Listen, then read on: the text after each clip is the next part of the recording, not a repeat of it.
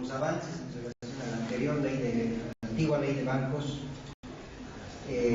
y aquellos aspectos que no han podido ser resueltos adecuadamente en esta nueva ley. Hemos invitado a una compañera, Verónica Ramos, compañera que actualmente es directora del Banco de Desarrollo Productivo y hace varios años que está trabajando en temas de financiamiento al sector productivo. La banca de desarrollo productivo, el Banco de Desarrollo Productivo, Bandeca o BDP, es una banca estatal. Tiene también algunas disposiciones que han sido contempladas en la nueva ley de servicios financieros. La hemos invitado para que pueda compartir con nosotros su conocimiento y su experiencia. Verónica es economista, es docente y también desempeña estas tareas en el BDP. Sin más preámbulos y pidiéndoles que las recibamos con un aplauso, es que adelante.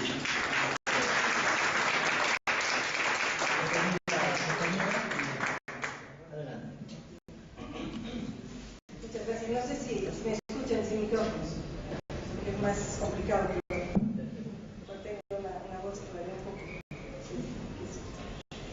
Buenas noches, agradecer la invitación. Para mí es importante poder participar y apoyar con los conocimientos que yo tengo en el tema financiero. Lo financiero no es mi pasión, pero la vida es terca. Yo he comenzado en el tema parte de mi experiencia en el tema financiero y al final continúo en ello, pero creo que es un tema difícil a veces y árido por los tecnicismos que utilizamos. Los economistas tendemos a hablar muy técnicamente y cuando hablamos además de temas financieros lo hacemos todavía un poco más especializado. Sé que si hubiese algún término que no he podido simplificarlo, por favor estén libres de solicitar su aclaración. Decía que es un tema árido por los tecnicismos y también por las especificidades que tiene el sistema financiero y las posibilidades de desarrollo y de crecimiento están limitadas también a no solamente lo que pueda ser la normativa nacional, sino también los desarrollos importantes que se han hecho a nivel internacional en términos de diferentes expectativas que se tienen en un sistema financiero.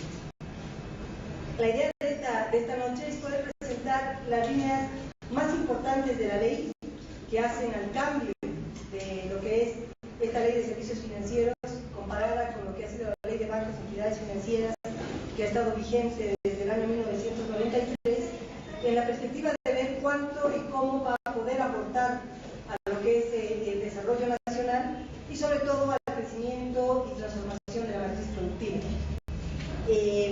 El sueño nuestro desde el año 52 es transformar la matriz productiva y convertir al país en un país diversificado con un sistema de producción que pueda sustentar el crecimiento económico y que también permita no depender de un solo producto y nos permita alcanzar el valor agregado.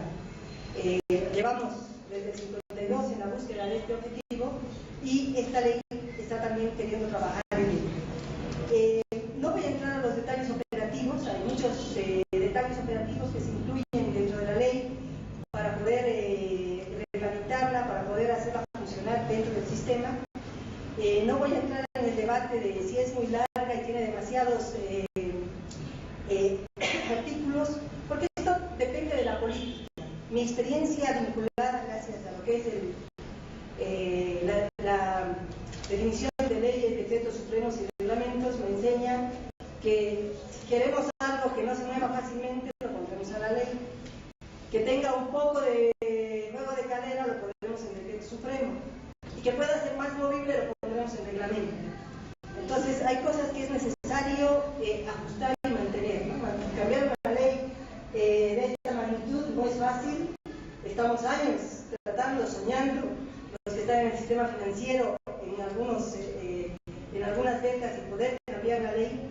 Entonces, por eso creo que hay cosas que sí necesitan mucho detalle, cosas que tal vez hubieran sido interesantes en el reglamento, pero que me imagino que el proyectista ha visto que si se ponen en el reglamento, es fácil después decir, cambiamos el reglamento y lo adecuamos, ¿no? Y hay cosas que no podríamos cerrarlas en una ley, porque después cambiar la ley es mucho más complicado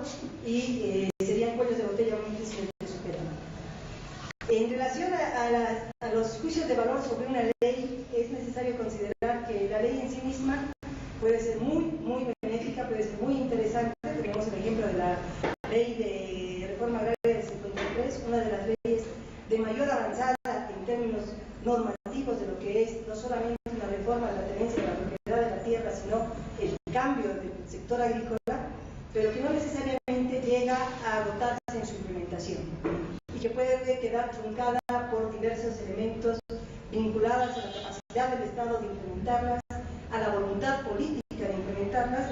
La ley del 53 aparece más por una demanda de los productores, de los agricultores, que por una vocación o una voluntad política del Estado. Por tanto, no ha sido tan fuertemente aplicado en su inicio y al final muchas cosas no llegaron a desarrollarse o a consolidarse, o fueron tiempos muy largos.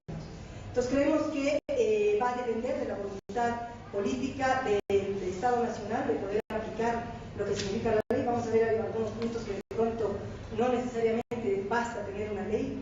El Estado puede normar, puede regir, pero en últimas la política económica incentiva y desincentiva, ¿no? Y estamos hablando de un sector fuerte, económicamente poderoso, que hemos tratado, si vemos desde el año 2006, hemos hecho los esfuerzos para conducirlo hacia el sector productivo, reducir sus utilidades y no necesariamente se consigue. Por otro lado, dentro de lo que significa la normativa de la nueva ley, vemos que para nosotros, dentro del sector productivo y dentro del sector financiero, nos permite una serie de interesantes elementos que también van a ser interesantes para el conjunto de la población. Hemos abierto perdón. Todo lo que tengo.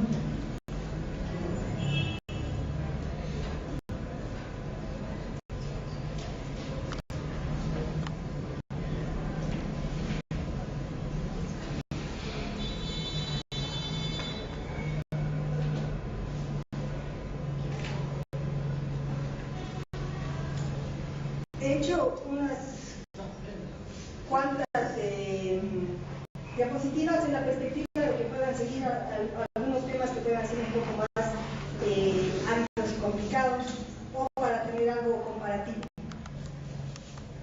Bien, cuando hablamos de la ley de servicios financieros, empezamos ya por un cambio radical en el nombre. Los servicios financieros, en términos de lo que es la actividad financiera, incluyen temas que son el crédito, temas vinculados al ahorro, temas vinculados a lo que son pagos, giros, otro tipo de actividades complementarias como el transporte de dinero, o sea, una serie de diferentes actividades.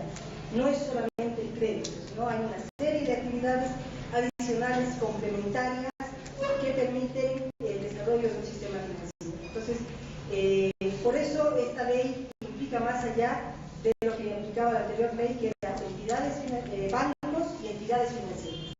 Aquí se trata de ampliar un poco más a lo que son servicios financieros. Y se resalta el tema de servicios, ¿no? Como una actividad que se realiza para terceros en términos de lo que es el público que va a ser el beneficiario o el cliente de estos servicios. ¿Cuáles son las diferencias más importantes y básicas en términos de lo que es la ley de servicios financieros, esta nueva ley, y lo que es la ley de bancos y entidades financieras? En primer lugar, hay un cambio radical en que la nueva ley tiene como parte de sus objetivos promover el desarrollo integral para vivir bien. O sea, va mucho más allá de lo que es el financiero, va mucho más allá de la anterior ley que decía precautelar el orden financiero nacional y promover un sistema financiero sólido, confiable y competitivo. Esta ley tiene objetivos mucho más allá, mucho más grandes. Entonces, se está pensando que el sistema financiero no solamente sirve para hacer transacciones financieras de ahorro o crédito, sino que son elementos que pueden permitir, por un lado, generar objetivos mayores. Esta ley habla de un acceso universal a todos sus servicios, es decir, que no está pensando solamente en que el mercado y los que puedan accedan a lo que significa el financiamiento y el resto de servicios financieros, sino en la posibilidad de poder poder brindar estos servicios financieros al conjunto de la población. Y pasan entonces no solamente porque tengan crédito, no solamente porque tengan ahorro, sino porque puedan hacer giros, porque puedan hacer pagos en los bancos, porque puedan obtener boletas de garantía, porque puedan contar con dinero en las regiones donde se encuentran a partir de lo que es la normalización del dinero, en fin, una serie de otros servicios. Por otro lado, habla de la calidad del servicio. El servicio financiero, al ser un servicio muy especializado, no necesariamente ha considerado en el tiempo el tema de la calidad y la calidez, porque en realidad es un servicio frío, un servicio que por lo general la persona que lo otorga es la que tiene la información y es casi como los médicos, sin querer ofender a muchos médicos que dicen, dan la receta sin explicar cuál es la enfermedad. En este caso es mucho más palpable cuando el oficial dice, esta es la tasa, este es el monto que le corresponde y esto es lo que le puedo dar, punto, ¿no? Sin hacer una explicación a profundidad o en mayor detalle o explicar cuáles pueden ser otras posibilidades. Otro de los temas de la función social de los servicios financieros está incluida en asegurar la continuidad de los servicios, que sean permanentes en el tiempo, que sean sostenibles en el tiempo. Que este es un elemento importante en términos de mantener estos servicios para el conjunto de la población. Habla también de optimizar tiempos y costos. ¿Esto por qué? Porque generalmente nosotros lo peleamos día a día. Para otorgar un crédito podemos demorarnos 6 meses. Porque si el cliente tenía la información, si el oficial tuvo el tiempo, etcétera, que por ser una potestad del banco, el banco puede tomarse todo el tiempo que requiera.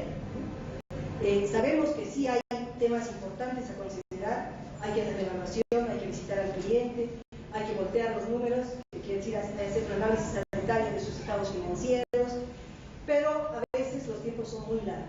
Entonces, la oportunidad en el crédito es a veces determinante, ¿no? Puede establecer o que uno se compre un bien o que continúe con su actividad productiva. Entonces, por eso también la nueva ley está pensando en lo que significa el tema de los tiempos y también de los costos. Hay unos costos que nosotros llamamos costos de transacción que cubre el cliente. Un cliente que tiene que ir 5 veces a la semana al banco para averiguar cómo está su crédito, realiza un costo de transporte, un costo de oportunidad en otras actividades que podría haber realizado, que no se cuantifica. Y esto es mucho más grave si el cliente está en un área rural y tiene que ir desde su parcela o desde el lugar donde vive hasta el lugar donde está la agencia de banca. Entonces, el costo de transacción implica también los errores que cometemos. Traigan el poder, no, este poder está mal, vuelva a ser el poder, y el poder tiene un costo. Entonces hay muchos temas que se está tratando de mejorar en términos de poder reducirle al cliente el costo. Y por último, la información a los consumidores financieros. Este es un tema que para nosotros los bancos tiene una ventaja en términos de lo que pueda ser el acceso, ¿no? Nosotros hemos visto en la experiencia que si uno le dice al cliente, mire, mi tasa de interés es 0,5% y la del BDP, voy a utilizar nuestro ejemplo, es del 6%. Entonces, lo que pasa es que está pagando más, pero el oficial no le ha dicho que es mensual la suya y que en realidad es 18% anual y que la del BDP es 6%. O nunca le he explicado que la tasa puede ser variable. Hoy comienzo con 5, pero tenemos una tasita 3 que varía en el tiempo y puede subir quién sabe a cuándo. Entonces, uno de los elementos que está considerando la ley es también que el productor, el consumidor financiero tome decisiones informadas. Pueda comparar la tasa que está haciendo objeto de su solicitud, pueda comparar las tasas de ahorro, pueda comparar las comisiones, pueda comparar el tipo de servicio, los requisitos que se solicitan, en fin, toda la información vinculada a un crédito.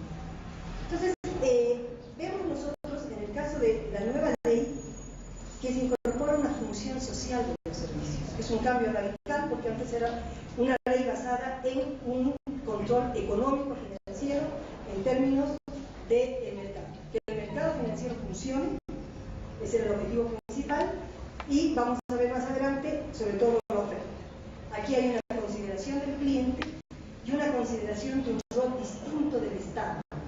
Y lo vamos a ver a continuación. El sistema financiero, los servicios financieros se vuelven en una actividad de interés público. No es una relación entre privados, un banco y su cliente, ¿no? Se tiene que resolver en el tema del Código de Comercio, en términos de cuáles son las dificultades. Aquí hay un interés del Estado que está siendo establecido, visibilizado, y hay un punto especial donde dice: esta es una actividad de interés público. O sea, al Estado le interesa que esto funcione. Por otro lado, el Estado empieza a tener un accionar activo, es rector del sistema. No va a ser el mercado el que va a regular el sistema, no vamos a tener una autoridad del sistema que diga: aquí falla, aquí parchamos, aquí resolvemos. No, el Estado va a regir en términos de lo que decíamos antes, objetivos mayores. Por un lado, el desarrollo productivo de la economía, ¿no? ¿Cómo podemos, a través del financiamiento, intervenir en el sector productivo del país para poder transformar, modificar, fortalecer, diversificar la matriz productiva? ¿Y cómo lo hacemos con equidad social? Porque para nosotros los economistas el crecimiento económico basta con generar incremento en las tasas, pero no necesariamente eso se va a traducir en un desarrollo o en una mejor calidad de vida si no hay distribución, si no hay equidad. Entonces, la idea no es que solo crezca un sector del país, algunos actores, sino tenemos que buscar la equidad. Y eso es un reto difícil de conseguir, y vamos a ver después, considerando solamente el sector financiero. Luego, otro elemento importante, dice: el Estado fomentará el ahorro, ¿no? Promoverá el ahorro, y el ahorro se puede promover no solamente a partir de tener bancos, sino de generar la capacidad de ahorro. Generar, mejorando los ingresos, mejorando las actividades productivas, se empieza a fomentar el ahorro. Pero no basta con que la gente ahorre, necesitamos que ese ahorro se traduzca en una inversión. Porque tener la plata guardada en el banco solo sirve para, y actualmente ni siquiera sirve para generar intereses, sino para seguridad. Pero necesitamos, y a partir de la política nacional, es que toda esa plata que está haciendo, que mucha gente no está utilizando, se transforme en inversión. No se transforme en gasto, no se transforme en consumo, no se transforme en edificaciones, sino que tenemos que, y el Estado tiene que buscar los mecanismos para que esa inversión vaya a los sectores que le interesa desarrollar a partir de la política nacional. Entonces, ese es un rol bastante importante y difícil de conseguir, porque están los bancos que tienen la plata y tienen que llevarla a la inversión. Pero los bancos que van a buscar es su rédito. Al banco no le interesa que se desarrolle un sector, le interesa ver dónde va a tener una tasa de interés positiva, con rentabilidad y menor riesgo. Entonces, la ley va a buscar la canalización de esta inversión hacia el sector productivo. Por último, se busca promover la inclusión financiera y preservar la estabilidad del sistema financiero. Esto lo he puesto en azul porque aquí hay que buscar un equilibrio, ¿no? Un equilibrio en términos de se puede promover la inclusión, pero en términos de lo que significa la misma banca, el tema del riesgo del crédito, el riesgo de los clientes, va a determinar que no necesariamente la banca se lance a apoyar el sector productivo, apoyar sectores no incluidos, porque puede perder. Puede perder, y por lo general nuestro empresariado y nuestra banca siempre ha sido una banca en un sector adverso al riesgo. Vamos a lo seguro, a lo recuperable y a lo que genera ingresos. Entonces no hay esa capacidad de riesgo. Nosotros hemos discutido mucho en nuestra institución en términos de, está también en esta ley, está en todo lo que es el sistema internacional, la gestión del riesgo. A mí a veces las unidades de riesgo me parecen más bien áreas de alta seguridad que áreas de manejo del riesgo. O sea, de pronto uno solicita algo y resulta que es tan riesgoso que es mejor no hacerlo, porque no se consideran más que variables de seguridad. Y lo vamos a ver más adelante. Para cumplir todas estas acciones, apoyar al sector productivo, fomentar el ahorro, canalizar a la inversión productiva, promover la inclusión financiera y la estabilidad del sistema financiero, ahí se constituye a través de la ley un Consejo de Estabilidad Financiera. O sea, no va a ser ahora solamente el Banco Central independiente quien defina, no va a ser la autoridad de supervisión que defina, sino el Estado entra a participar y entra a través del Ministerio de Economía y Finanzas Públicas, que es el ente rector, pero también va a entrar a través del sector del Ministerio de Desarrollo Productivo, a través de la ASFI, del Banco Central y de la Autoridad de Pensiones. Ahora, este Consejo de Estabilidad Financiera va a trabajar no solamente en políticas vinculadas a la banca, sino también al conjunto del sistema financiero en términos de los mecanismos existentes. Ya no es una entidad independiente, el Banco Central, si ustedes escuchan, una de las discusiones más grandes que tenemos en relación a Bolivia es que nuestro Banco Central no es independiente, que los bancos deben ser independientes, porque si no, la política puede arrasar a la economía hacia caminos difíciles. En este caso, el Estado dice no, es el Estado quien va a definir qué es estabilidad financiera. Porque no necesariamente la estabilidad financiera va a conducir a lo que significa la inclusión, la equidad, sino puede generar, a partir de los mecanismos del mercado, una serie de desigualdades. Bien, el Estado, además de ser el rector y definir la política financiera en los términos que hemos anunciado, va a trabajar en la regulación y la supervisión de todo el sistema financiero. Y la ASFI va a ser la entidad llamada, pero la ASFI no va a ser ya una entidad independiente que toma decisiones a partir de lo que significa el mercado, sino a partir de una política financiera establecida por el Estado con este Consejo de Estabilidad Financiera. Entonces, el Estado es partícipe.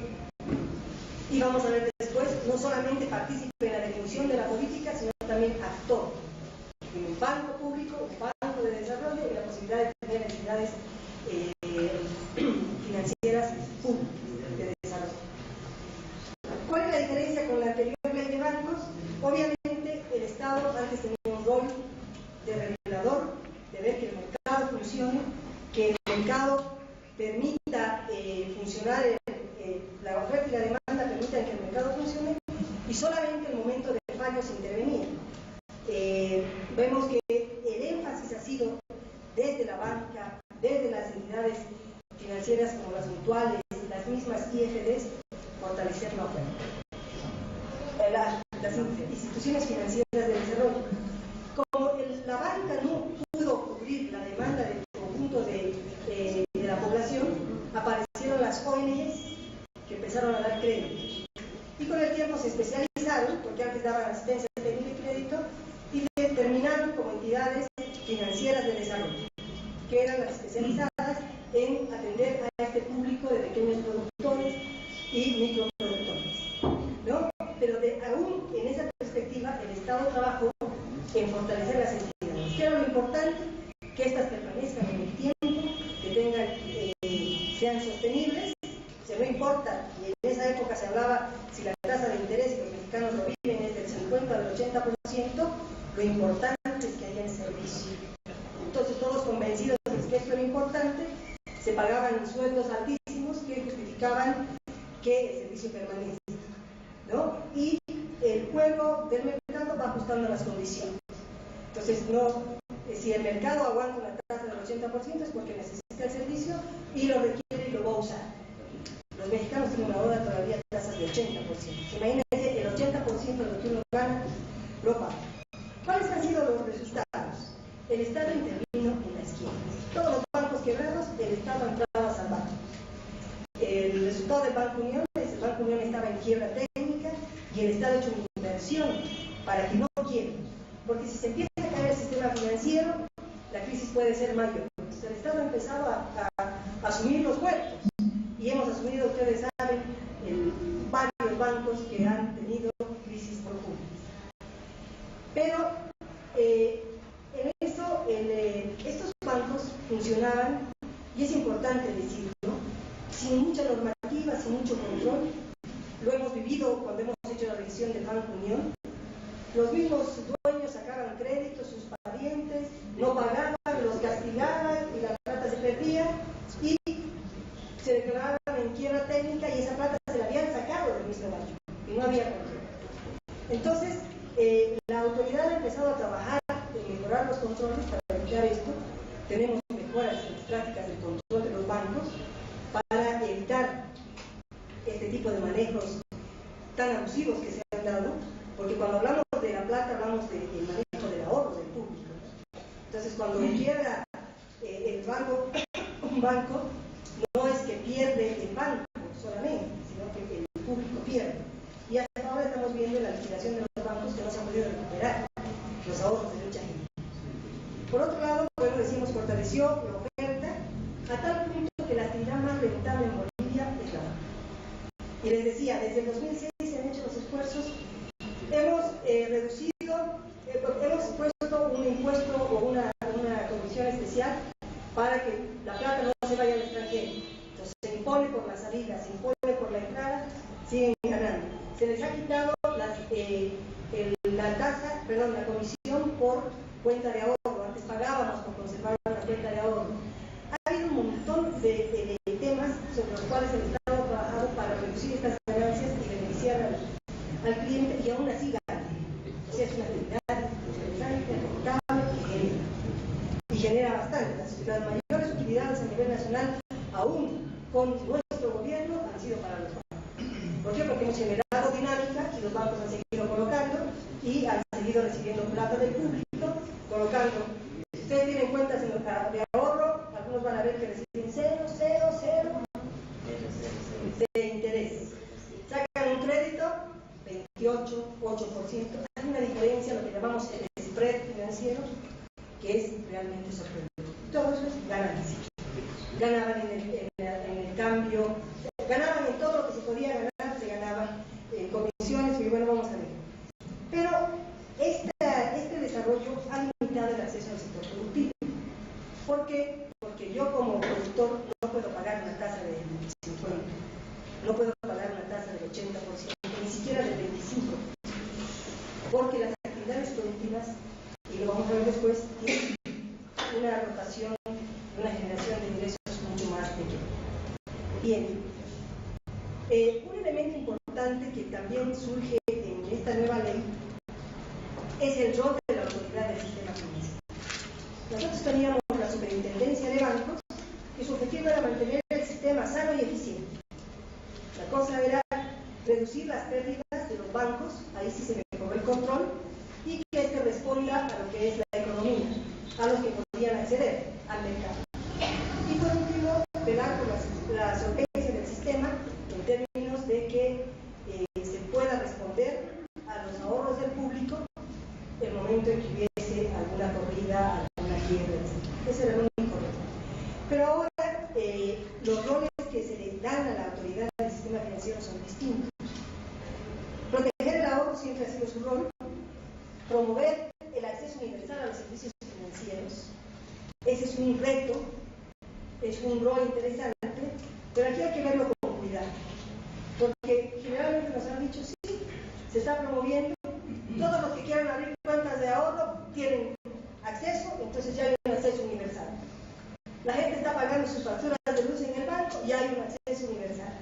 Entonces, cuando se habla de acceso universal, es necesario pensar que la gente pueda tener un crédito en condiciones adecuadas, pueda tener una cuenta de ahorro que le reditúe y le permita cuidar sus ingresos, pueda tener acceso a boletas de garantía, pueda tener acceso a giros que no le incorporen un gasto adicional, pueda tener acceso a créditos con las posibilidades que tiene como garantía.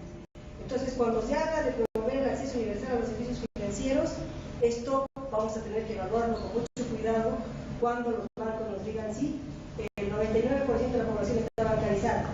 ¿Cómo está bancarizada? Pueden pagarnos en el banco, ¿no? O sea, eso no es lo que se pretende. Lo que se pretende es llegar a más.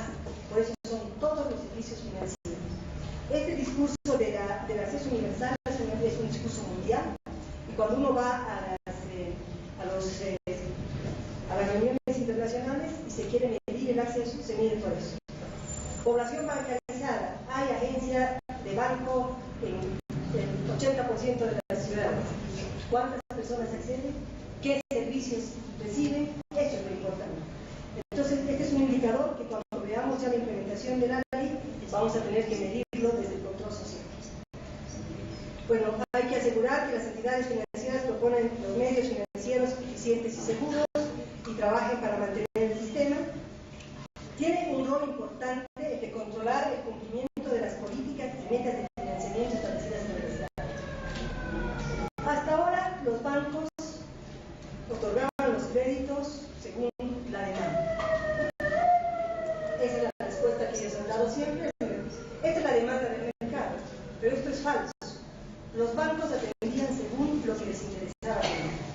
El crédito corporativo, las empresas pagan, y todos los que puedan ser créditos que le generen menos riesgo y buena utilidad. La política pública podría ir por este lado. Ellos decían, estamos haciendo un esfuerzo, pero no hay demanda o no hay condiciones. Por ejemplo, las actividades no son rentables, no hay garantías. El Parlamento nunca aprobó la ley de garantías inmuebles, que era garantizar que no sean hipotecas, en fin, no había las condiciones necesarias. La ley busca dar condiciones mínimas y va a ser la ASFI la que va a controlar. Y la ASFI va a controlar a partir de indicadores especiales, carteras, tasas, cuánta cartera está en el sector productivo, lo vamos a ver más adelante, cuánto está en el agropecuario, cuánto está en el sector rural, en qué condiciones se está otorgando. Entonces, va a ser necesaria una articulación importante y un desarrollo importante de la política. ¿No? Porque es fácil decir 25% para el sector productivo, y se nos queda ambiguo cuál es la política, para qué sector, qué vamos a estimular. Entonces, la ley nos llama a que la política pública empiece a desarrollarse y a actualizarse. Nuestro plan nacional tiene que actualizarse ya. Tenemos que ver qué sectores vamos a trabajar, qué sectores son los importantes, los interesantes. Va a ser seguridad alimentaria, va a ser exportación, va a ser mercado interno, va a ser valor agregado, y ahí tiene que estar la política pública. Entonces, ahí son temas de reto también para el mismo Estado. Proteger al consumidor financiero, este es un reto importante en términos de cómo el consumidor financiero va a poder quejarse. Ahora están los puntos de reclamo, uno va y presenta su queja y esta tiene que ser atendida en un periodo de una semana, y todas las revisa todas las quejas, ¿no? Pero no necesariamente todas tienen respuestas positivas, no necesariamente todo el mundo accede al punto de reclamo, sabe cómo acceder. Entonces este es un reto importante.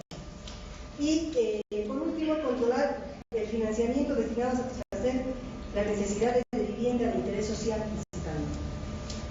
Este es un tema bastante difícil desde la experiencia del financiamiento de la vivienda social, porque el tema de la construcción de vivienda tiene demasiadas aristas donde puede haber problemas de corrupción, problemas de maldición. La vivienda social puede tener limitaciones en el momento del contratista. El contratista puede estafar al construir con materiales de baja calidad, puede haber sobreprecios, puede haber mal control de la calidad, puede haber coimas en términos de quiénes acceden o no acceden a los créditos. Entonces, este tema de la vivienda social va a llevar a una necesidad de una reglamentación con una mayor profundidad, que implica mucho más allá de solo dar créditos, sino del control, del mismo control social, calidad, etc. Promover una mayor transparencia de la información en el sistema financiero. Sigue siendo una caja negra el sistema financiero. Uno llega, solicita un crédito y después dicen sí, no, y le hemos rebajado, listo, adiós, hasta luego, la tasa va a ser esta, y el cliente no recibe más información, no puede tomar una decisión informal. Bueno, debe asegurar la prestación de servicios con atención de calidad. Ese sí es un reto grande, sobre todo si hablamos de inclusión. Todavía el banquero se siente en un nivel más arriba, a pesar de que ya no todos están usando corbata. Los viernes van de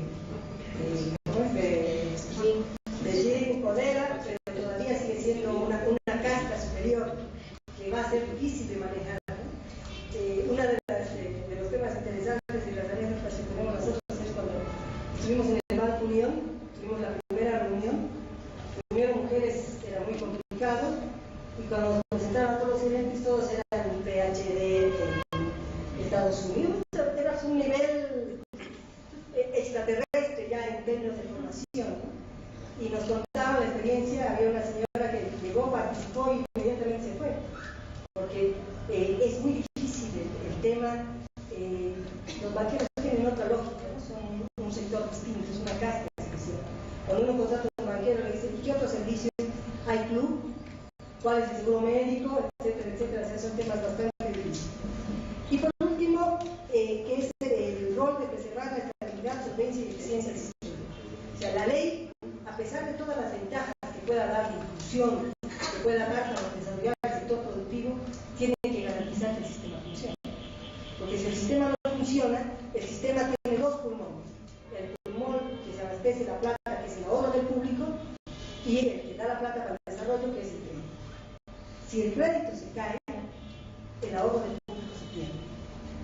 Y si el ahorro del público se pierde, vamos a tener grandes dificultades en garantizar y poder recuperar el sistema. Vamos a ver que hay medidas interesantes para tratar de mantener esta solvencia. Bien, uno de los temas que ustedes ya han escuchado es el tema del control de las tasas de interés. Este es un tema que le ha costado mucho y todavía le está costando a la banca, porque es aquí donde está parte de sus ganancias. Porque la banca nacional no vive, no gana solo de hacer actividades típicas de banca. Gana de invertir la plata, es algo fácil. Le invierto en bonos y los bonos están pagando 3%, solo de invertir plata gana. Gana por el tipo de cambio, gana por los giros, gana por servicios adicionales, pero el centro de su ingreso no es dar el financiamiento y el ahorro. Es algo que además ahora se ha estado presionado porque se mejore, pero no siempre ha sido el centro de sus ingresos. Cuando uno ve ingresos por la actividad, ingresos adicionales, aquí está el ingreso. Bien, entonces ahora el Estado dice va a haber tasas máximas para las tasas activas. ¿Cuáles son las tasas activas? Las tasas de crédito. Le vamos a poner una tasa máxima para el sector productivo. Aquí ha habido una pelea dura con Asoban y con Asofin y con Fin Rural y con todos los gremios, porque vamos a dejar de ganar, señor. Yo tengo las instituciones financieras de desarrollo que tienen tasas del 30%, 28, 27, 26, 15, 14. Tasas que son demasiado altas para el sector productivo. Entonces, si yo soy productor, solo voy a poder sacar capital de operaciones, que es lo único que me permite esa tasa tan alta para poder pagar. Si quiero comprarme una máquina, si quiero hacer infraestructura, es imposible que me dé el 5%. En 10 años ese 25% es un sueño. Entonces, se van a establecer tasas máximas para el sector productivo y también para la vivienda de interés social. Si ustedes han leído las declaraciones de Zabalaga, dice, el promedio ahorita es 11%. Hay IFDs que le dan al productor, a la gente para vivienda social, hay tasas para vivienda hasta del 22%. Hay tasas del 5% de los bancos, 5 o 6%. Entonces, se va a fijar una tasa máxima. Pero aquí puede incluirse también la idea de la tasa variable. Yo te doy, y eso es importante cuando uno va a sacar el crédito es 5%, pero tiene la TRE. Entonces, cuando la TRE sube, la TRE es una tasa de referencia que es calculada a nivel nacional, que incluye la tasa LIBOR y una serie de elementos, va subiendo en el tiempo. Entonces, la tasa mínima más 3. Entonces, mi tasa era 5, la TRE ha subido 0,5, ya es 5,5. Ha subido otro 5 y es 6, y es 7, y es 8. Entonces, se va a aceptar que haya la tasa variable, pero solo hasta el máximo. Entonces, si el Estado dice, dijo Zabalaga hoy día, hasta el 11% va a ser la tasa de vivienda social, entonces es probable que la tasa pueda ir del 5 hasta el 11 y variando en el tiempo, pero no pasar del 11. Y esto se ha puesto para que se fije en decreto supremo, no en ley, no en reglamento, para que pueda ser modificada, pero con ciertos cambios. Si poníamos una tasa del 5% en la ley y después queríamos cambiarlo, hubiera sido muy difícil. Si la ponemos a reglamento, hubiera sido muy fácil de manejar. Decreto supremo, término medio, que hay que negociar, hay que pelear,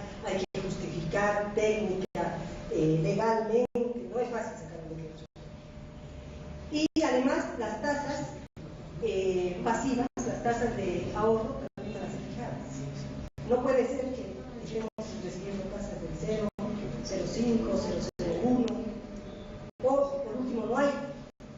Las cuentas en dólares ya no tienen intereses, ¿no? Eso es para solo evitar el riesgo de pérdida, pero sí tienen impuestos.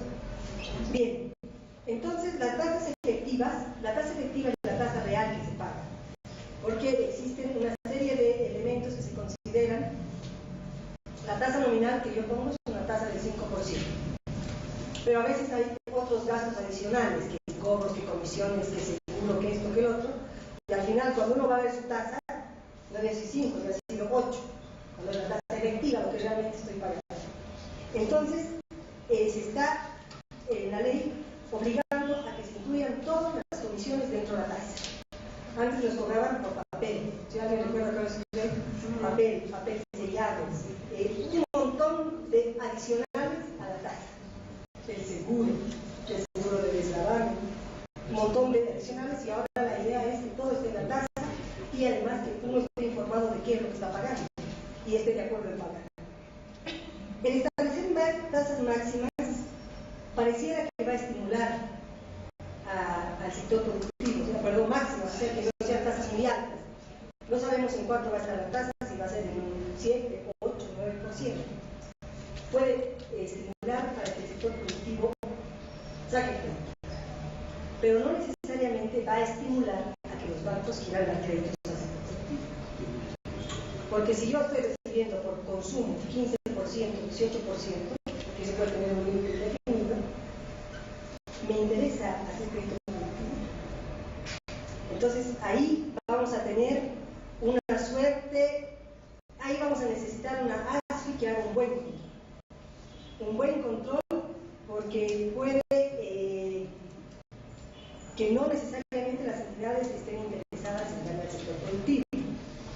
Pero además, y aquí lo vamos a ver, el sector productivo no solamente incluye, de acuerdo a la clasificación en ASFI, la agricultura y la ganadería, la caza, la silvicultura y la pesca, la extracción de petróleo, los minerales metálicos y no metálicos, la industria manufacturera, la construcción, la energía eléctrica.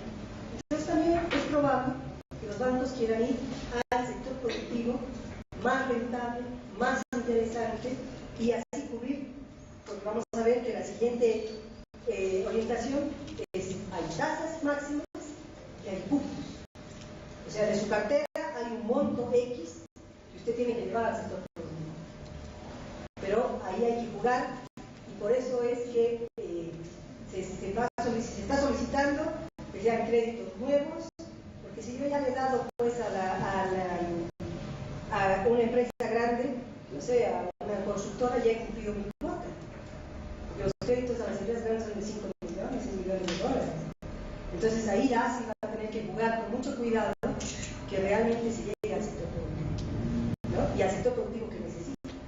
Entonces ahí el reto es cómo llegar al pequeño productor, al mediano productor que no tiene garantías y demás, porque los bancos se van a pelear por darle a las grandes empresas agrícolas, a las empresas eléctricas, a cuotas, a las empresas mineras que tienen ingresos seguros, que tienen garantías. Ahí va a estar la dificultad, ¿no? Bien, el establecer tasas para el ahorro, lo que llamamos las tasas pasivas, es interesante porque va a estimular el ahorro. Quiere decir que el banco va a tener más plata todavía, y ahora tenemos que canalizar a la inversión productiva y no a la. Entonces, el reto es promover el interés de las entidades financieras en el sector público. Ese es un reto bastante difícil y le van a buscar la vuelta. Entonces, la ASFI tiene que estar atenta en controlar esto. Antes y actualmente, ¿qué decía la ley de bancos? El mercado regula. Y textualmente decía: los bancos las tasas serán libremente pactadas entre la entidad y el usuario.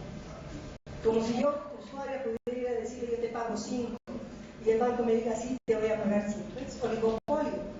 Y ni siquiera se han calculado costos. Cuando uno va a las entidades financieras, las IFRS, por ejemplo, es decir, ha subido a 20.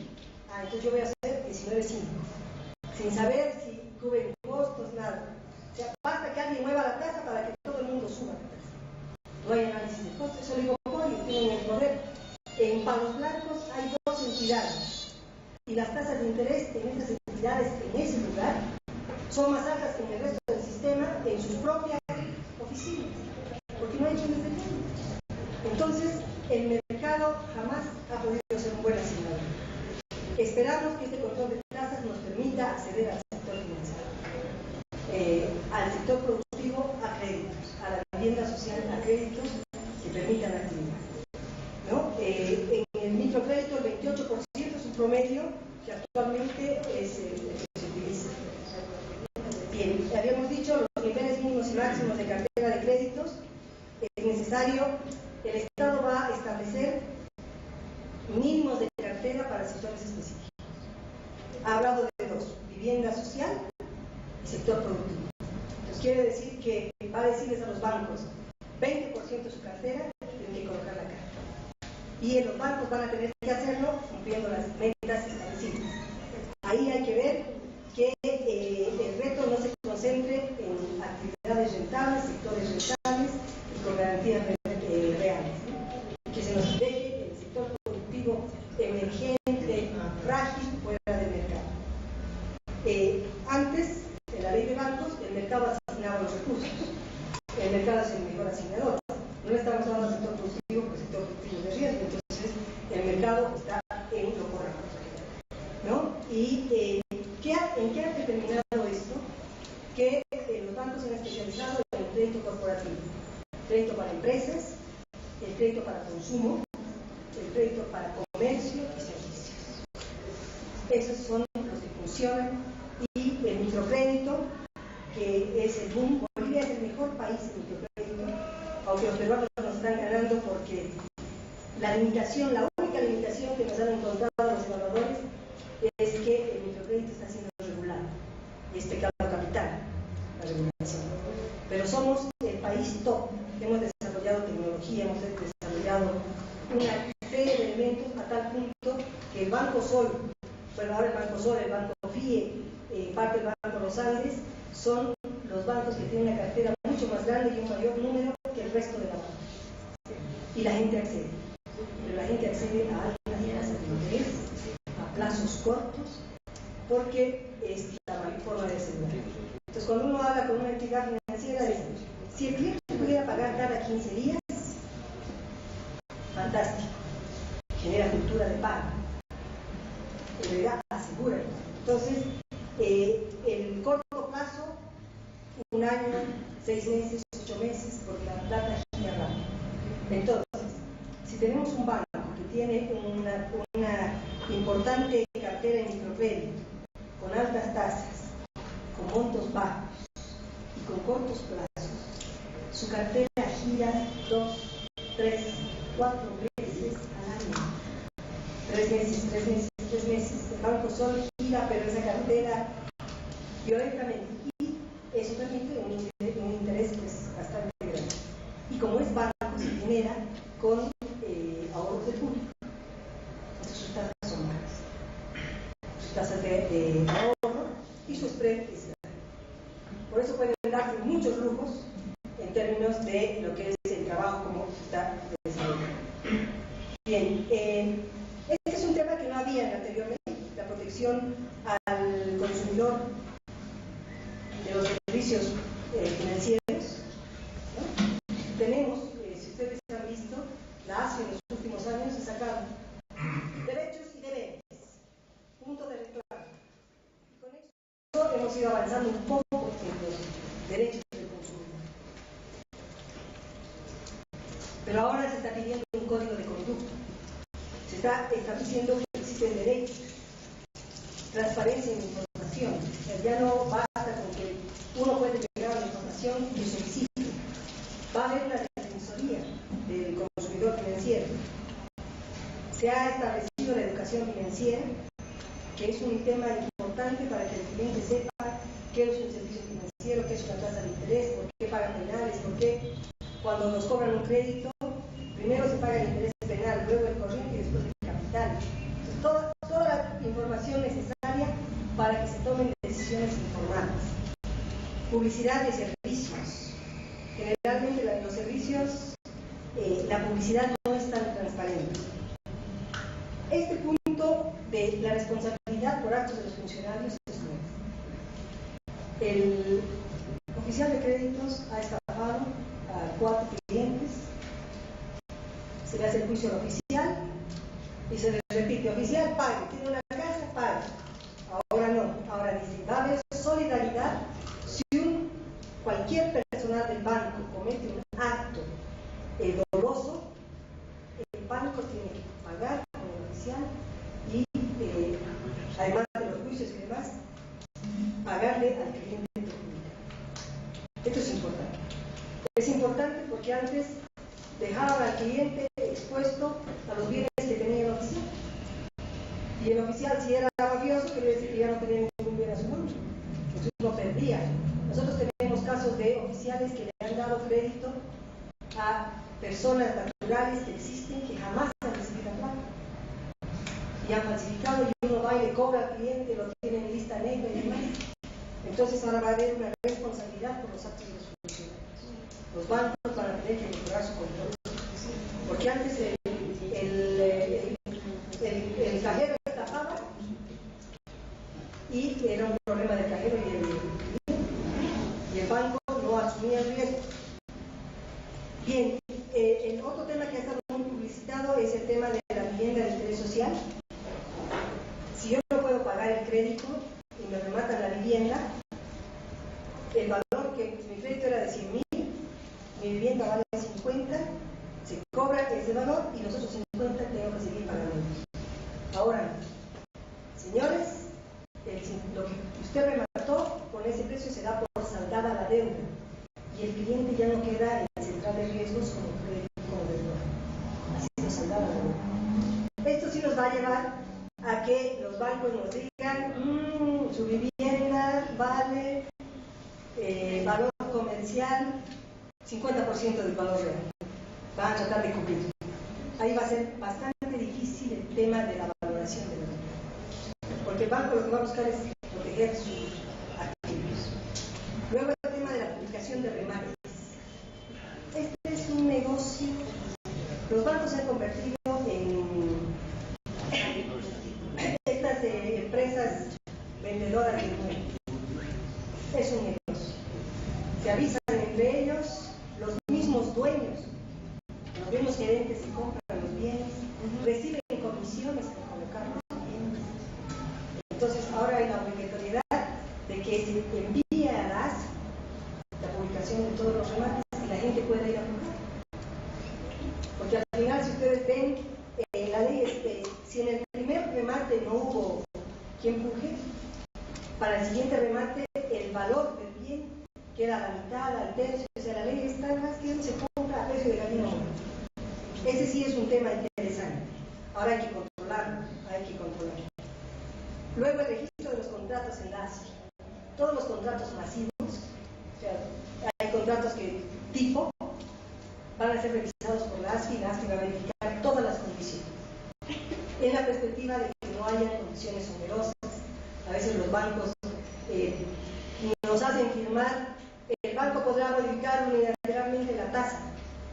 Y como nosotros no leemos el contrato y no entendemos, firmamos. Y cuando uno va a pagar, dice: pero la tasa ha subido. ¿Cómo que ha subido? Sí, pero lea, y uno lee, y eso firma.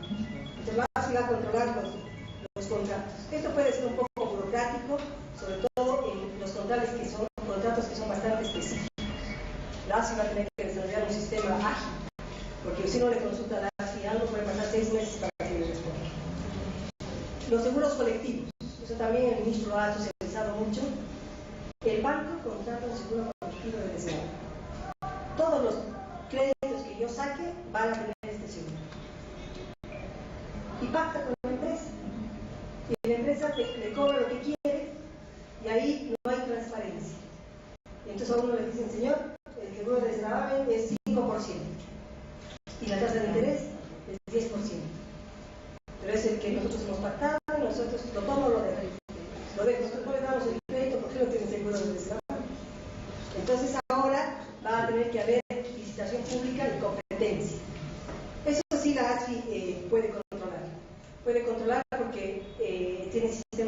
presenciales donde uno tiene que mandar toda la convocatoria, los resultados, etc. El control de cobro de cargos y comisiones. El banco antes nos podía cobrar por todo y por nada.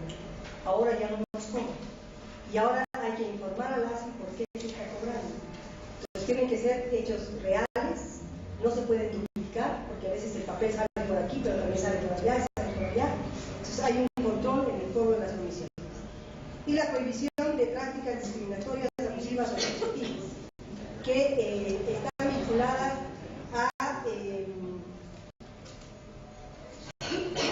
no necesariamente a uno le dicen usted porque es campesino no va a tener un crédito, sino que empiezan a demorar su solicitud, van N veces, piden más papeles, no, este poder no sirve, y van desanimando al productor, pero nunca le han dicho que no es el que no va a recibir un crédito, ¿no? Entonces ahí el tema del punto de reclamo es importante, por eso la educación financiera es básica. El productor tiene que quejarse y decir, no me están atendiendo, el tiempo de atención es muy largo, me han pedido 3 veces el mismo documento. Por eso la educación al cliente va a ser importante. Bien, otro elemento importante en lo que es la ley es los servicios financieros para el desarrollo económico-social. Antes el Estado solo controlaba, no consideraba tecnologías especiales, y ahora se está, primero, el Estado va a participar directa y activamente en el diseño e implementación de medidas para promover el financiamiento del sector público. Es decir, el Estado, a través de la ASFI, a través de diferentes entidades, va a promover tecnologías específicas, medidas, esto del 25% para ese sector, sectores que no estén siendo atendidos, hay que buscar algunos estímulos. El Estado toma un rol activo. Pero además, empieza a solicitar tecnologías especializadas. Porque antes nos cobraban, y vamos bueno, cuando veamos los rurales también lo vamos a evidenciar, un crédito tipo es un crédito que tiene que pagar mensualmente, que tiene que tener, no puede tener una gracia, que las cuotas van a ser cuotas fijas y no se considera para nada que el productor solo tiene un ingreso anual o que recibe plata cada semestre o cada trimestre. No se considera que los ingresos necesitan un espacio para realizar la actividad, por ejemplo, la construcción, etc. Entonces, ahora se están pidiendo tecnologías especializadas para el sector productivo, para el sector vivienda, que consideren estos elementos. Ya no es una tecnología única, y esto puede ser una motivación para las entidades, porque si tienes tecnología especializada, esto te va a mitigar las previsiones. Cada tecnología financiera y cada crédito tiene que previsionar. ¿Qué quiere decir esto? Que si yo iba a ganar 100.000, porque la tecnología que estoy utilizando no es muy buena, porque las garantías no son reales, tengo que ir guardando plata. Entonces la utilidad se va mermando. Entonces ahora con tecnologías especializadas van a permitir que las previsiones sean menores. Por último, están recomendando los servicios complementarios a la producción, que se financie el acopio, el almacenamiento, la comercialización, el transporte, que van a ser interesantes en términos de financiamiento. Entonces, vamos a tener un interesante, si se logra motivar a las entidades financieras, una interesante gama de servicios adecuados, de servicios a medida, que va a considerar, por ejemplo, las garantías que puede otorgar el sector, algo que se está pensando y que se quiere trabajar y que se está desarrollando es: yo soy ganadero, pero necesito una casa de garantía para sacar un crédito. Ahora se está trabajando en cómo hacemos para que el ganado sea garantía. Entonces, lo que dispone el productor, pero eso lo vamos a ver más adelante. Bien, dentro de los servicios financieros para el desarrollo económico social se habla de poder incluir asistencia técnica de manera directa o indirecta. Antes, la actividad financiera era de objeto único, no se podía pensar en vincularse con la asistencia técnica. Ahora el Estado está promoviendo esto. Esto puede quedarse en una buena intención, porque es de alto costo y quién la va a pagar. Entonces, se ha pensado que puedan ser entidades del Estado, se ha pensado que se pueda trabajar con autorizadas, pero es de alto costo. Entonces al banco no le va a interesar en dar asistencia técnica productiva, porque eso le merma la utilidad. Entonces ahí se va a tener que buscar incentivos especiales, porque las entidades solo van a estar interesadas si no implica gasto o riesgo. ¿Riesgo en qué sentido? Yo le he dicho siempre así, ya he perdido, entonces no me pago. Entonces, eso es un tema que vamos a tener que motivarlo de alguna forma específica, que ver cómo saldrá la reglamentación. Luego, se incorpora el periodo de gracia. Se va a definir por decreto en la reglamentación el periodo de gracia. ¿Qué es un periodo de gracia? Es un periodo donde no se paga el capital sobre los intereses y le permite al productor utilizar esa plata en capital de operaciones o acumular plata para pagar la deuda. Es interesante el periodo de gracia para el productor porque le permite desarrollar la actividad sin la presión de pagar la deuda. Que pueden ser de acuerdo a la actividad productiva, esa es la idea. Por ejemplo, si nosotros vamos a sembrar árboles, los árboles que a partir de los 3 años recién quieren, entonces si empiezo a pagar capital desde el primer año, puede que no pueda tener la capacidad de pago suficiente. Si voy a construir infraestructura productiva, puedo tardar 2 años en construir. Entonces, a veces si no hay gracia hay que pagar desde el primer mes. Entonces la gracia se convierte en un elemento interesante para el productor. El banco va a pelear por reducirla, porque mientras más se alarga el pago, más riesgo existe. Entonces ahí se van a tener que establecer realmente plazos, sobre todo para los sectores más frágiles. Por último, en términos de lo que significa estos servicios de desarrollo económico, se están impulsando una serie de servicios que ya se han ido desarrollando en las microfinanzas, pero que no necesariamente la ASFI los ha autorizado. Por ejemplo, yo no tengo garantías, soy productor de arroz y puedo tener mi arroz de garantía. Y las entidades financieras han hecho el doble candado, yo guardo el arroz, como un candado lo tengo yo como productor y un candado lo tiene el banco y esa es mi garantía. Pero la ASFI le tiene terror a todo este tipo de riesgos y ahora está obligado a regular. Va a haber una mayor posibilidad de servicios para el pequeño productor en términos financieros que ya se han trabajado. Y esto sí es interesante. Ahora el riesgo va a estar en cuanto la ASFI va a permitir que se arriesgue. Porque la ASFI cada vez que te permite arriesgarte, ya, hágalo. Pero la previsión es mayor. O sea, hay que guardar más tiempo. Entonces desmotiva, y si desmotiva, al banco no le va a interesar hacer. Y obviamente el banco va a tener que buscar también los resguardos para su activo. Y como vemos, nuestros bancos son adversos al riesgo, pero veremos cómo va a funcionar. Un tema que nos está las garantías no convencionales.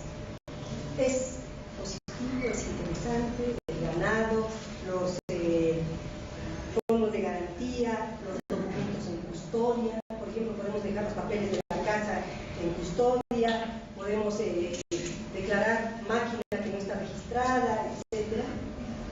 Pero el riesgo va a estar aquí en que si yo le voy a dejar papeles, el monto que me van a dar va a ser un monto que esté nomás relacionado a cuánto yo quiero perder. Entonces el banco, por los papeles, me va a dar un monto menor. Entonces la ASFI va a tener que pelear y ver cómo va a articular estas garantías no convencionales, formas de registro, cómo registro el tractor, cómo registro algunos bienes que se pueden dar en garantía, porque no todos los bienes están en garantía. Por ejemplo, un dentista no puede darse en garantía a su equipo, porque de acuerdo a la ley,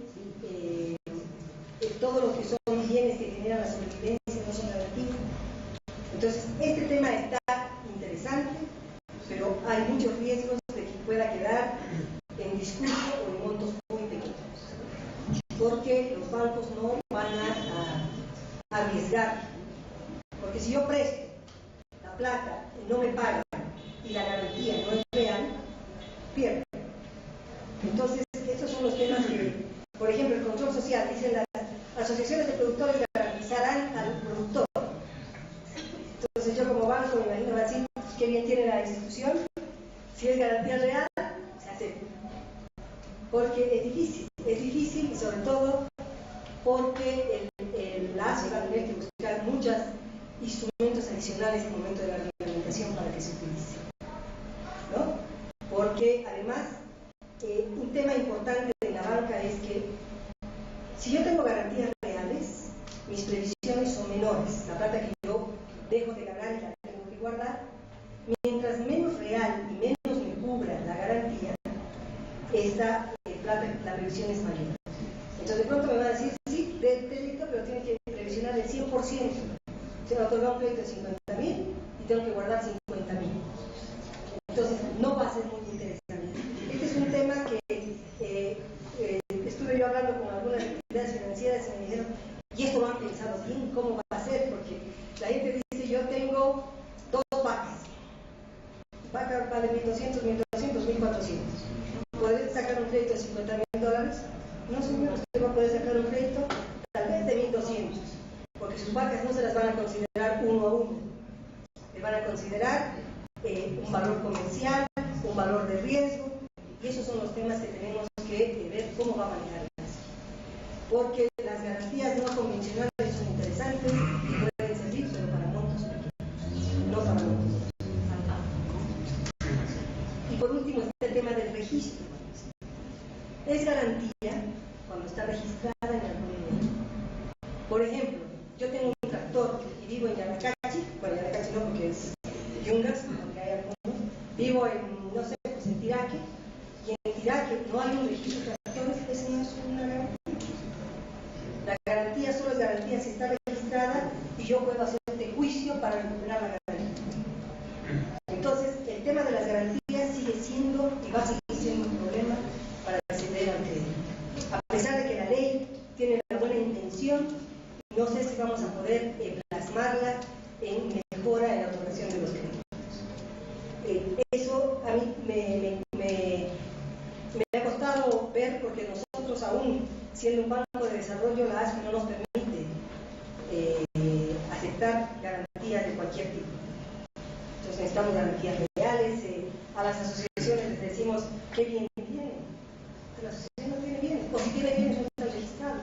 La tierra no es garantía. El solar campesino, etc. O no hay un buen proceso de saneamiento. Entonces el tema de garantías va a seguir siendo un cuello de botella todavía para el acceso. Y creo que eso puede ser un desencanto. Un desencanto para el productor, porque me han dicho que sirve de garantía. Entonces yo voy animado, me van a decir, sí, sirve de garantía, pero por esto no le voy a dar un monto mayor. Creo que ahí tal vez los fondos de garantía o otros apoyos que el Estado pueda sacar van a poder tal vez aliviar un poco. Pero el Estado va a tener que buscar rápidas respuestas, porque este sí es el cuello de botella más grande del sistema financiero en términos productivos, en términos generales, ¿no? Aún hasta para la vivienda, porque ni siquiera las viviendas están saneadas a nivel del circuito urbano. Entonces creo que este va a ser uno de nuestros más complicados temas. Y aquí viene el tema adicional, la evaluación y calificación de la cartera y la suficiencia patrimonial. Dice, las garantías no convencionales van a ser utilizadas para evaluar a las entidades financieras en términos de la calificación, de su evaluación y de su suficiencia patrimonial, pero mientras más de riesgo de la garantía, más dinero tengo yo que guardar. Entonces, ahí va a haber una desmotivación para el uso de las garantías. Y dice, el Estado fomentará la exploración de sistemas de registro de garantías no convencionales para financiar actividades productivas a través de mecanismos públicos, privados o mixtos. Y ahí sí, yo creo que va a ser un tema. Aquí lo pongo, ¿no? Las limitaciones se traducen en la valoración de la garantía en relación al monto del crédito. ¿Cuánto vale esa garantía? ¿Cuánta plata le puedo dar? Es un tema importante. Y puede ser una selección adversa, ¿no? Garantías de mayor riesgo van a ser menos utilizadas, y esto va a determinar que yo le diga, si usted tiene una garantía, pero la relación de su garantía no es 1 a 1, es 1 a 5. ¿Qué quiere decir? Que si mi casa vale 100.000, mi garantía solo alcanza a un crédito de 50.000. Y eso es casa, valor comercial. Si es una vaca, las vacas que se pierden, la pica la víbora, les cae el rayo, entonces puede ser un 30%. Y esos son los temas que vamos a tener que discutir con la ASA. Bien, otro de los puntos importantes son los servicios financieros rurales. Aquí esta es una lucha que se ha tenido durante muchos años con el sistema financiero, porque el sistema financiero nunca aceptó que hubiera una normativa rural. Porque si hay normativa rural, esto significa que para ellos tienen que colocar en el sector rural, por un lado, y por otro, la normativa urbana de cobrar cada 15 días, de tener las mayores seguridades en el crédito, les permitiría trabajar. Aquí hay un reconocimiento específico de lo rural, que es importante, es difícil, es de alto riesgo la actividad productiva, el productor sabe, rural sobre todo, sabe cuánto siembra, no sabe cuánto va a cosechar, no sabe en qué calidad va a cosechar, y estos riesgos son los que aterran a los bancos van a buscar mecanismos. Creo que mecanismos interesantes como el seguro agrícola van a poder apoyar un poco el acceso, el uso del ganado en términos de garantía, el uso de la producción con las guardanteras, el almacenamiento. Va a haber varias cosas interesantes en términos del sector rural, porque ya se ha ido trabajando, pero todavía no estaba normado. Entonces, si no está normado, solo puede ser utilizado. La ASFIP permite un 5% de su cartera puede ser utilizado en actividades con créditos que no tienen garantías reales o bien garantizados. Entonces se han hecho algunas prácticas que yo creo que van a ser interesantes. Y sobre todo, el tema más importante es la tecnología. ¿Por qué la tecnología? Porque vamos a poder aplicar ya créditos con cuotas trimestrales, semestrales, con periodos de garantía, con planes de pago a medida. Yo, por ejemplo, mi mayor venta es diciembre. Ahí debería estar el mayor porcentaje de mi cuota. Y no cada mes, porque en los otros meses no tengo ingresos. Entonces, los planes de pago a medida van a ser interesantes para no estrangular al productor. Porque yo le he dado un crédito mensual. El primer mes no me he podido pagar, el segundo sí. Entonces ya le cobraba intereses penales. Han pasado 6 meses y los intereses penales se han comido al productor. Porque la prelación del pago es, primero, el interés penal. O sea, yo voy a pagar mi cuota y mi cuota cobra el interés penal. Luego el interés corriente y después el capital. Entonces, si han pasado demasiados meses, todo se vuelve interés penal. Ni siquiera el interés corriente. Entonces, si el productor ha acordado este crédito desesperado porque necesita la plata y ha dicho voy a pagar mensualmente, empieza a bicicletear y saca plata de un lado para pagar su cuota este mes, para volver a pagar el siguiente mes, y al final, cuando llega al final, cuando tiene su ingreso real, tiene intereses de usura de otros prestamistas, que la plata no le alcanza. Entonces ahora lo que se va a decir, si usted produce papa y produce la papa, cosecha en 4 meses, pero vende en otros 4 meses, su crédito puede ser pagado a los 8 meses. Y eso es importante para el pequeño productor porque ya se respeta el ciclo y el momento de la generación de ingresos. Porque el ingreso no es en el sector rural y en el sector productivo, en muchos otros sectores dentro del sector productivo, mensual. No es como un ingreso de un empleado que tiene un fijo, es anual, semestral, trimestral. Por ejemplo, los lecheros tienen la ventaja que reciben día. Entonces ellos pueden pagar cada 15 días. Los paperos, si tienen riego, 2 veces al año. Si dependen de la lluvia, 1 vez al año. Entonces yo creo que este reconocimiento del servicio financiero rural va a ser importante para el pequeño productor. Y además se van a poder utilizar muchas de las prácticas que ellos ya utilizan para el mismo tema de financiamiento, para el tema de garantía. Por ejemplo, los arroceros guardan su arroz, entonces su arroz es garantía. Hay muchas ventajas. Aquí vemos también temas que son interesantes vinculados a la diferenciación de los requisitos de las oficinas rurales. La ASFI se puso tan dura en el último tiempo que decía, si usted va a poner una oficina rural, tiene que tener las mismas condiciones que una oficina urbana. Sistema de seguridad,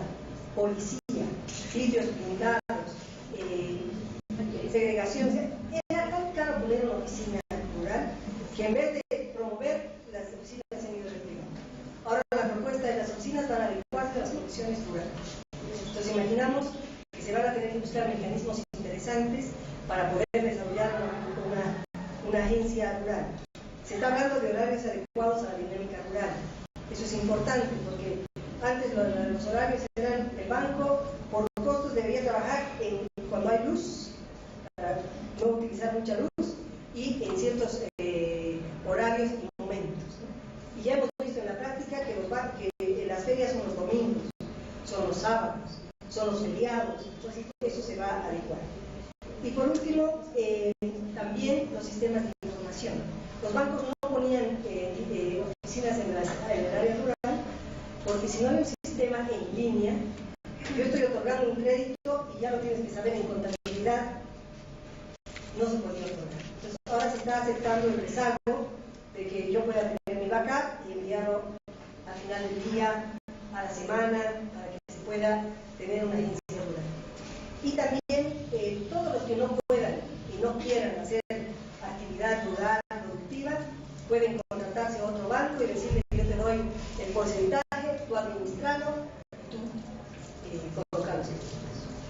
Y ya en esta perspectiva, porque como ya la ley ha sido leída y revisada, por ejemplo el Banco Visa se ha contratado varias entidades financieras para que le empiecen a colocar plata y empezar a estudiar el sector productivo y el sector agropecuario. Bien, uno de los temas importantes, que es para la democratización del crédito, habla de horarios de atención adecuados a la actividad económica de cada región.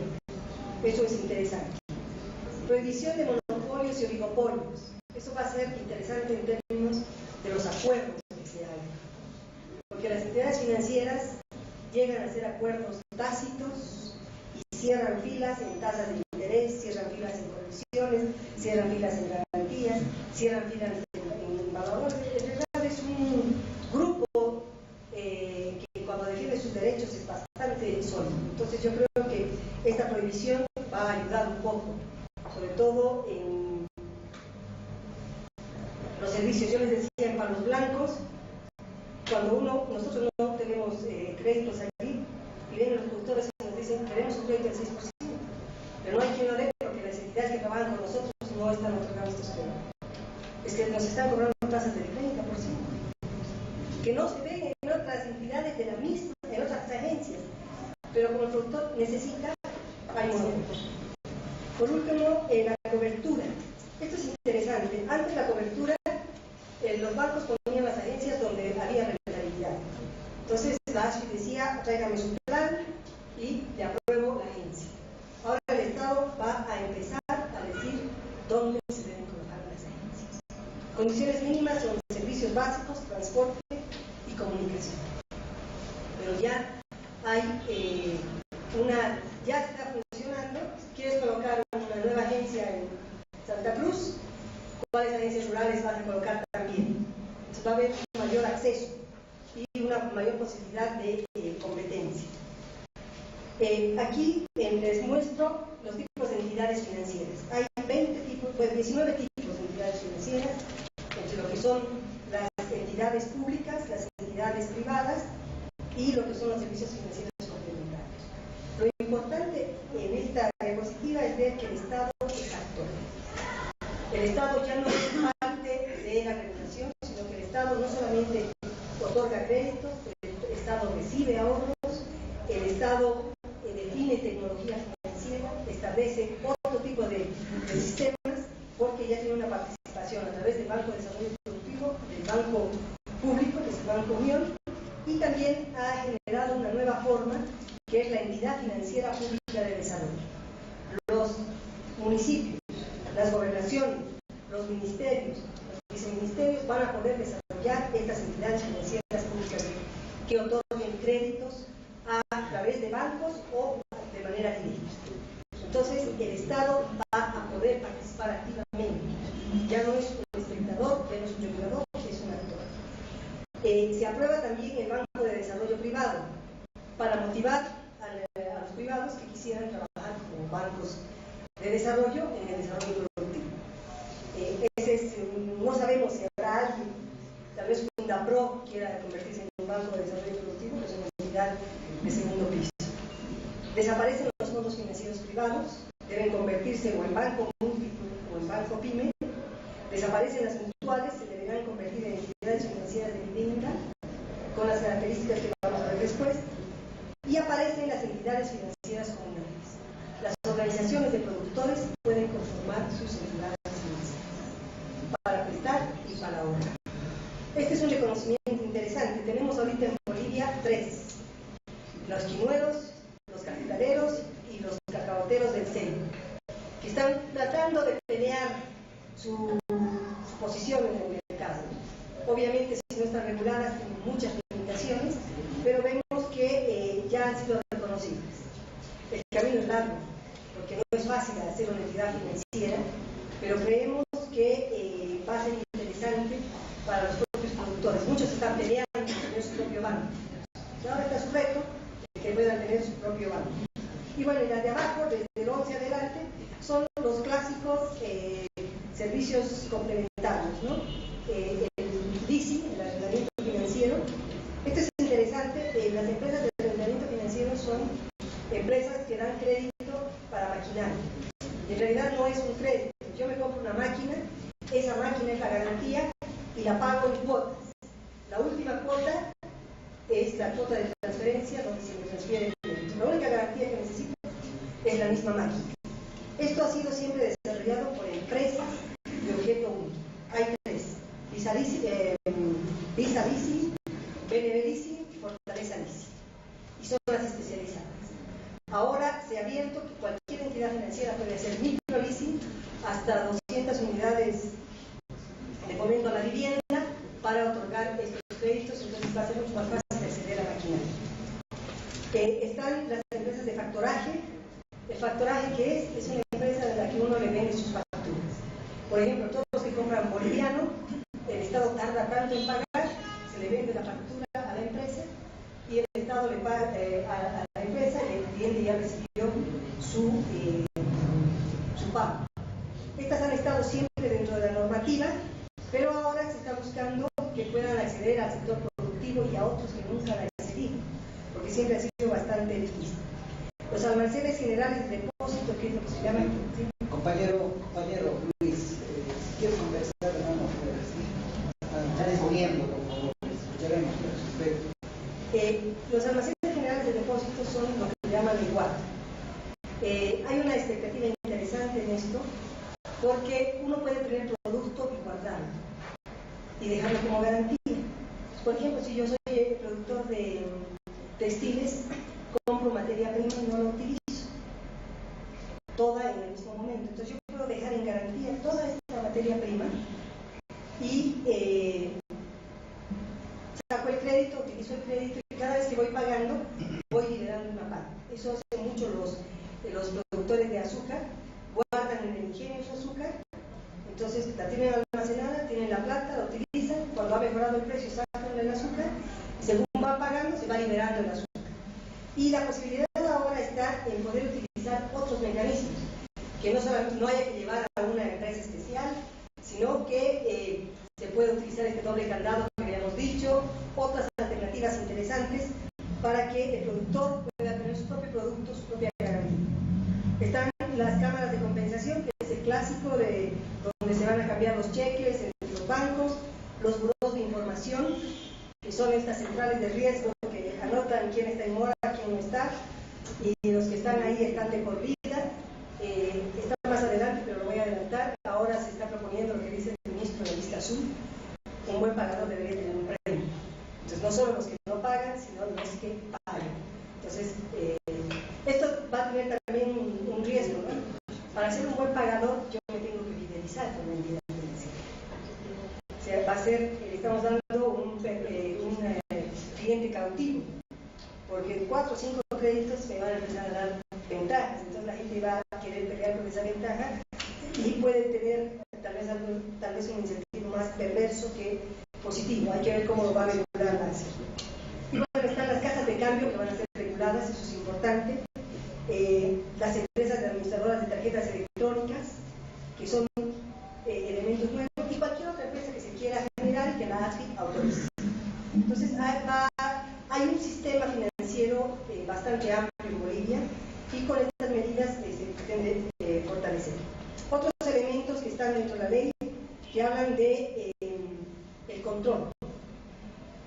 El control es básico en el funcionamiento del sistema financiero. Hemos visto en la década de los 90 cómo por falta de control y porque todo el mundo hacía lo que quería, los bancos quebraban y quebraban con ahorros del público. Entonces, en la ley hay una serie de diferentes mecanismos que están vinculados a mejorar el control. Los más importantes que he visto están, por ejemplo, a este capital primario anticíclico. ¿Qué quiere decir esto? Los bancos van a tener que hacer reservas adicionales en capital para guardar para momentos donde haya problemas de falta de capital o problemas sistémicos de sobreendeudamiento, etc. Entonces es un mecanismo que los bancos han peleado porque todo este capital va a salir ¿de dónde? De la utilidad. Entonces ellos no quieren bajar la utilidad porque el banco recibe, genera su utilidad y la distribuye inmediatamente. La previsión le quita utilidad. Este capital anticíclico le va a quitar utilidad, pero va a servir como colchón para el momento en que el sistema tenga algunas dificultades o el propio banco. Por otro lado, el Fondo de Protección al Ahorrista. Los bancos van a tener que aportar a un fondo para que en caso de que quiebren, haya recursos para devolverles a los ahorristas, ¿no? Y no sea el Estado, porque ¿cómo ha funcionado ahora? Quiebra un banco, el Estado se hace cargo de activos y pasivos. ¿Qué significa esto? Todas las deudas las empieza a cobrar el Estado. Entonces el Estado está liquidando los bancos, las mutuales, las cooperativas que han quebrado, las estaban reguladas, y es el Estado quien empieza a asumir todo ese gasto y toda esa responsabilidad, y según van recuperando los créditos, va devolviendo los ahorros.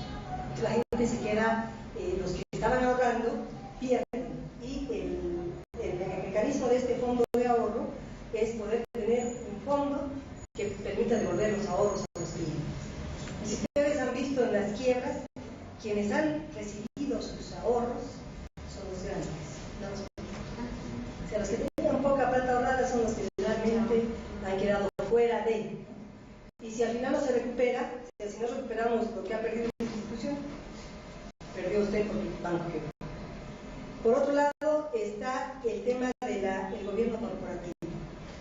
Antes los accionistas eran dueños, eran personal, hacían la administración, era todo un cheque. Y podían hacer lo que quisieran. Por excepción, yo le doy un banco o un crédito aquí a mi hermano no lo paga, castigado. Listo. Se perdió los ahorros de ti. Y esa plata está ya en una inversión, porque no quiere decir que lo ha perdido, es que no lo paga.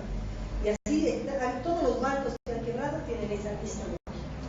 El BBA son millonarios porque la plata ha salido del banco y está en otro lado y el banco ha quebrado. Entonces hay una serie de medidas interesantes para el gobierno corporativo, y la que es interesante es las que pueden participar en el directorio si necesario. Este banco está caminando mal, las pueden sus representantes, sus delegados, y ahí, imagínense, esto es una interferencia, ¿cómo vamos a permitir? Pero va a poder ser. Y es importante porque la AFI va a poder tener un sistema de control mucho más directo, además de otras medidas que están implementando. Y la última es las entidades financieras deberán contar con prácticas, beneficios e incentivos que mejoren el financiamiento de los clientes, lo que decía esta lista azul, que hay que ver cómo va a funcionar, cómo se la va a manejar para que no sea darle cliente cautivo. Y bueno, las conclusiones finales. La nueva ley rompe con la manera de la ley, porque no dejamos al libre juego de la oferta y la demanda en el mercado financiero. Pero no en todos los temas, ¿no? O sea, los créditos de consumo siguen siendo establecidos por tasas de mercado. Pero vamos a sectores especiales que nunca fueron atendidos, la vivienda social y el sector productivo. Y esto que nos va a permitir que la inversión, el ahorro del público no se vaya al consumo, no se vaya solamente a la producción. qué? Porque si nosotros generamos un sector productivo, generamos una economía interna que va a generar ingresos automáticamente. Entonces, es posible que este mecanismo se constituya en la respuesta al fortalecimiento del sector productivo. Considera una participación activa del Estado, ya no es un Estado que mira, va a controlar el sistema de manera directa. La AFI ya no es independiente, la AFI está bajo el Ministerio de Economía y Finanzas. Y la AFI puede entrar a cualquier banco, antes entraba sus papeles, todavía, ahora entra sus papeles, revisa, etc., pero puede entrar hasta su directorio. Entonces, esto implica que hay un mayor control. Por otro lado, entra la protección del usuario. Hemos visto varios elementos de protección del usuario, desde la queja hasta el tema del remate de las viviendas sociales. Entra en la definición de la política monetaria. No es el mercado el que define la política monetaria, sino el Estado agarra y dice: vamos a sacar dinero, vamos a meter dinero al mercado, y no es solamente el Banco Central quien decide, sino es todo este sistema que hemos dicho del Ministerio de Finanzas, se es un mercado activo. Entra en la realización de operaciones activas, da créditos. Y da créditos comerciales. El Banco Unión, Banco Público, da créditos comerciales, o sea, no créditos de fomento. Entra al fomento a través del Banco de Desarrollo Productivo. Va a entrar al fomento a través de las entidades financieras de desarrollo que van a tener los ministerios, municipios, gobernaciones y no sé qué. Entra al ahorro. El Banco Unión capta ahorro. El Banco de Desarrollo Productivo va a poder captar ahorro. O sea, va a poder tener un control directo del ahorro y poder llevarlo a la inversión. Porque el Banco de Desarrollo Productivo está autorizado y es el elemento de transformar la política pública a través del sistema financiero. Va a promover el acceso, y vemos que hay varios elementos, reconocer el sector productivo, el sector rural, varios detalles que promueven el acceso. Va a financiar, va a dar la política para el sector productivo y también va a establecer la cobertura. O sea, ya esta concentración de las entidades financieras en el eje es parte de la historia. ¿Quieres poner una nueva sucursal? Tienes que compensarla en sucursales a nivel global. Y eso es interesante, porque al banco no solo le interesa la sucursal que genera utilidades importantes. Si no genera utilidades, no lo tiene. Entonces ahora va a tener que hacer subvención cruzada, para poner una en Santa Cruz, de pronto vale la pena nomás poner una en Concepción y subvencionarla para poder tener ingresos en este lugar. Entonces ahí hay una motivación. Esta ley visibiliza el sector productivo como sector específico, ¿no? Ya hay un reconocimiento de que hay diferencias, que hay especificidades, que hay que financiarlo adecuadamente según sus características, que no van a ser las mismas garantías, que el productor lo tiene que tener bien en la ciudad, que sus pagos pueden ser en diferentes momentos. Reconoce lo rural, y esto se constituye en un gran reto, no solo para el Estado, para poder canalizar al sector productivo, o sea, cómo motivamos. Habíamos visto que este porcentaje del 25 o 30 que se defina puede irse nomás a las grandes empresas, Gravetal, puede irse a UNAGRO y decir: he cumplido con mi cuota, o puede irse a las empresas de electricidad o a las empresas de construcción. Entonces ahí el Estado va a tener que tener mucho más planificación para ver cómo va a poder llegar a los sectores que le interesan. Pero también es un reto para las entidades. Poder tener que hacer cosas que nunca han hecho, que no querían hacer y no pensaban hacer, como financiarle al sector rural, significa un reto para ellas, porque ese 25% es su plan, es su riesgo. Y van a tener que pensar: o prefiero perder esta plata, porque hay muchos que ganan tanto que dicen: se lo daré al Banco de Desarrollo Productivo por que invierta, pierdo, o van a tener que desarrollar tecnología. Y por último, para el regulador. El regulador va a tener que empezar a pensar más allá de Basilea, más allá de Basilea es el sistema de regulación internacional, que cada vez que yo les decía al principio es más un sistema de estricta seguridad y de alto control que de riesgo. Porque ¿qué es el riesgo? Yo le apuesto al sector X porque quiero perder o puedo perder un monto X, pero sé que si gano voy a ganar más. Y nuestras instituciones siempre han sido adversas. Yo le apuesto a que va a ganar a lo seguro. Entonces yo creo que para el regulador ese sí es un reto muy grande. financiación para el sector agropecuario, que en realidad es casi financiar urbanamente, nos han dado algunas cositas, otras no. Este sí es un gran reto para la ASFI. ¿Cómo va a llegar al sector productivo? ¿Cómo va a mantener la solvencia del sistema? ¿Y cómo va a mantener el riesgo en el sistema financiero? Fortalece el control de las entidades financieras con el fin de reducir el riesgo del sistema, incluye acciones como el capital primario, etc. Y otro de los elementos en relación con las conclusiones es establece mecanismos para incentivar el desarrollo del sector productivo. Pero el sistema financiero, el financiamiento, es solo uno de los mecanismos. Necesitamos comercialización, necesitamos tecnología, necesitamos temas tributarios, necesitamos temas vinculados a la generación de valor. O sea, no, el sector financiero no es la única respuesta. El Estado tiene que articular otro tipo de políticas adicionales. Por ejemplo, cómo promover el consumo interno, cómo desarrollar los sistemas de transporte, los sistemas de cadena de frío, cómo establecer el control en relación a lo que puedan ser algunos precios para beneficiar al consumidor y también al productor, cómo establecer los impuestos. Es decir, pasa por una política integral. Si nos quedamos pensando que solamente el sector financiero va a estimular la transformación de la matriz productiva, tal vez quedemos con expectativas frustradas. Por eso es importante que el Plan Nacional incorpore elementos adicionales de apoyo a los pequeños productores, a los medianos, de todo lo que es la facilitación para el desarrollo del sector productivo. Yo creo que ese es el reto adicional. O sea, la ley nos sirve, pero la ley por sí sola, o sea, en el financiamiento, yo puedo dar financiamiento, pero si no hay mercados, si no hay caminos, si la tasa impositiva es demasiado elevada, si la tecnología utilizada es tan rudimentaria que nuestra productividad es tan baja, no voy a poder vender mi producto o voy a perder. Entonces, hay otros retos que el Estado tiene que empezar a enfrentar de manera más proactiva y en términos de lo que es el sector productivo. Estamos en algunos temas bastante lentos, sobre todo en términos de productividad, tecnología, y no hablamos de mecanización, ¿no? Hablamos de mejoras en términos de mantenimiento ambiental, etcétera, que son retos que también tiene que enfrentar el Estado. Bien, el otro es,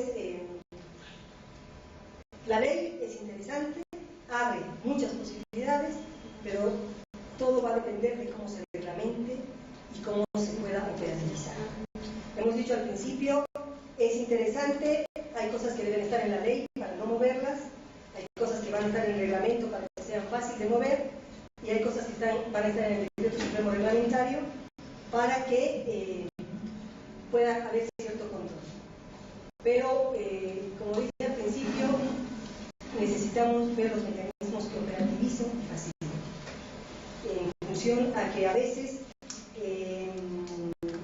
las necesidades de los sectores, las necesidades de los diferentes actores a veces son contrarias, a veces son complementarias, y el rol del Estado y del regulador van a ser determinantes en esto, ¿no? O sea, tenemos la ley, ahora la reglamentación. Entonces, la reglamentación nos va a decir si realmente se abre tanto o se cierra. Entonces, de pronto sí vamos a poner tasas para el sector productivo, pero de pronto no vamos a poder llegar al sector productivo. Las garantías sí existen, pero van a ser para montos muy pequeños, ¿no? Entonces, esos temas son los retos que tiene ahorita el Estado para el momento de la reglamentación.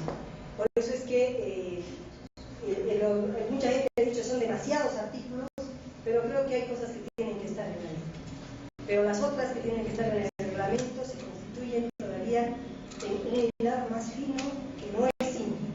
No es simple porque el sistema financiero es bastante frágil, ¿no? Una corrida de ahorros pequeña puede acabar con un banco, ¿no? Entonces, si el ahorrista siente que la ley es tan abierta, que expone sus ahorros porque dan créditos por la libre, va a sacar su plata,